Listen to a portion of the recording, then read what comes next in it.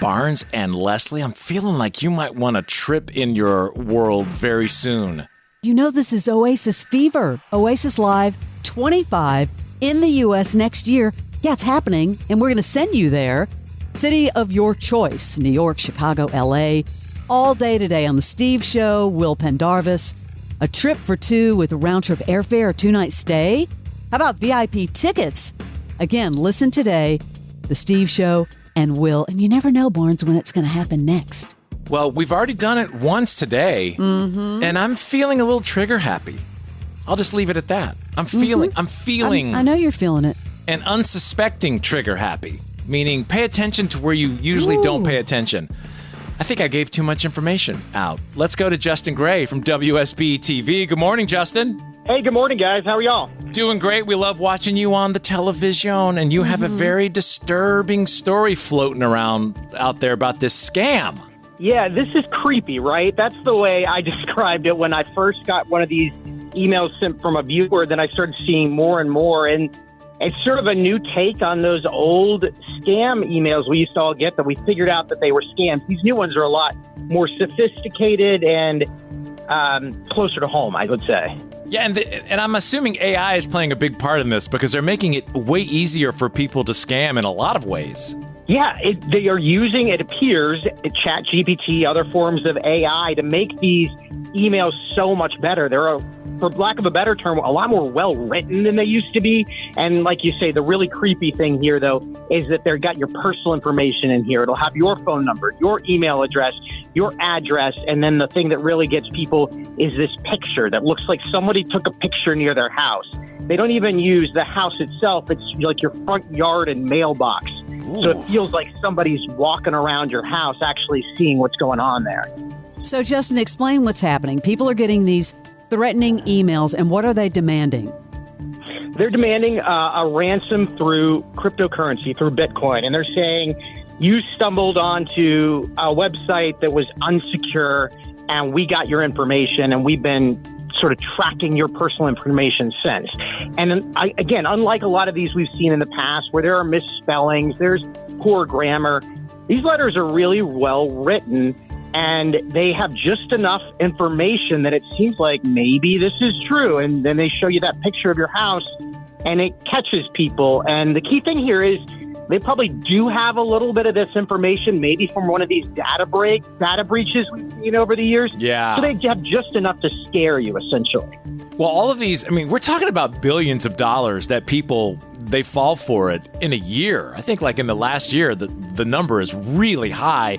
Are they targeting just older people because they're victims a lot to this, or is it widespread in the demographic?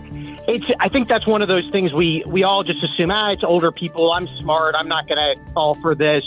But it's not just older people anymore. When you look at it, younger folks are even more likely to fall for this a lot of times than older people. So it's across all age groups. And anytime they start using that cryptocurrency, that money is gone. We did look at the numbers.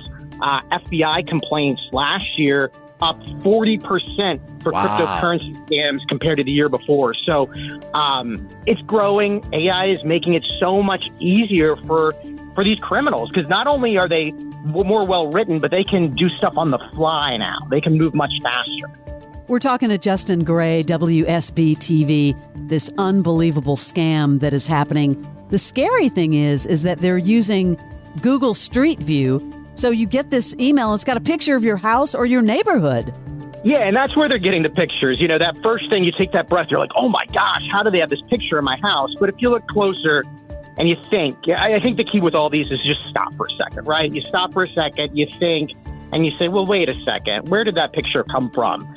And yeah, they're using Google Street View to do it. And so anybody's house is out there right now on Google Street View if they have your address. But one thing you can do is you can ask Google to blur out your house so it won't be on Google Street View. That's a great idea. Yeah, you can look me up, 391 West Paces Ferry. You can see that I have blurred my house out.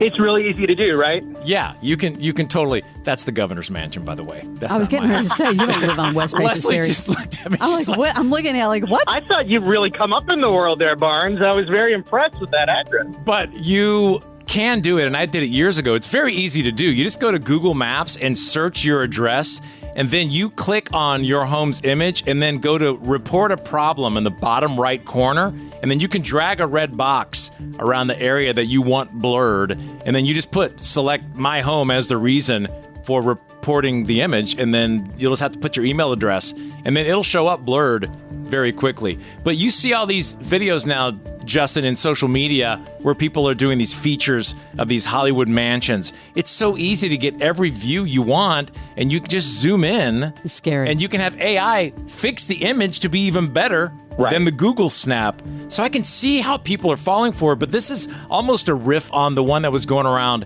a few years ago that said, we know you go to these websites and we have images of you. Right. Yeah, it's just a more sophisticated version of that, right? Yeah. AI, ChatGPT has made it easier to make that, which we all know is a scam at this point, sound so much more professional. And instead of just talking about pornography and websites your spouse doesn't want you to see, it more talks about data breaches and websites being unsecure. Yeah. So it catches more people. It sounds a little more realistic.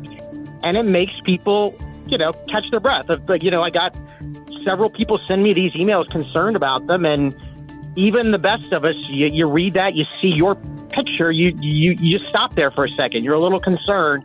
And that's why you just have to slow down. I get this email. What is the first thing I do? Yeah, what do you do? Just put it in the trash. That's it? Just delete it? There's no one trying to... Just delete it. You don't report it? Well, how you going to find them? Where's the FBI? Yeah, we had, actually, one of these came to our cybersecurity expert we use a lot. It's Next Door Neighbor. So he sent it to him, and he's very good about tracking some stuff, and he could not track this. You're better off just putting it in your trash and forgetting about it. But we're talking about millions and millions of dollars going out the door. Well, thank you, Justin. What are you working on now? What's the next story? I love your stories on WSB. What do you got coming up? We're working on a lot around insurance. I think everybody's seeing some skyrocketing insurance rates, so we're really starting to dig into that and trying to look at how some of these big insurance companies are operating right now. And that's something over the next month or so we're really going to get into. Great. Thank you for joining us and filling us in on that scam. Have a great day, Justin. Thank you. Yeah, always happy to join you.